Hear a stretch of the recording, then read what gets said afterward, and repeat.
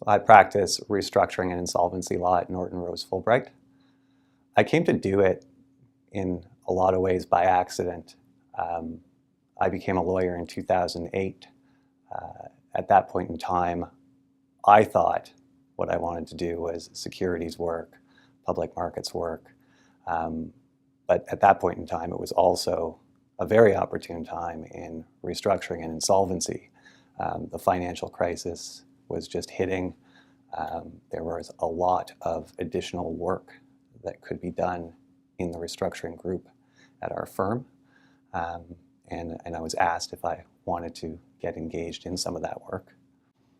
I was lucky enough to be surrounded by a large group of very talented people who were very supportive of me in that group and gave me all the opportunity I could want to excel with a steady stream of great files over a very short period of time.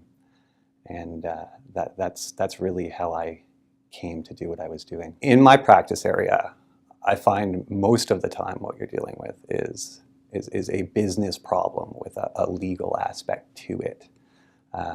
Therefore, my clients generally want practical answers. They want me to engage with them on the business issues, and they want me to see it from their perspective and see what they're really trying to achieve from a business perspective. I think the most important thing when communicating with clients personally is for them to come away from every interaction with me with a path forward. By that I mean not that we have immediately after a conversation a resolution to their problem that they can take out and implement, but just that after the conversation, we've discussed their issues, we all have agreed on next steps and where we're going to go to try to get to a resolution. It could be an incremental step, it could be specifically what additional work we're going to do, but having a path forward at the end of every conversation is something I always strive for.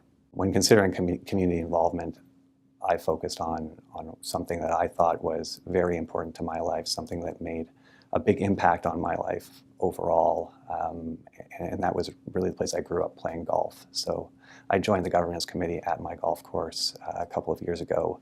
There's a legal aspect to it.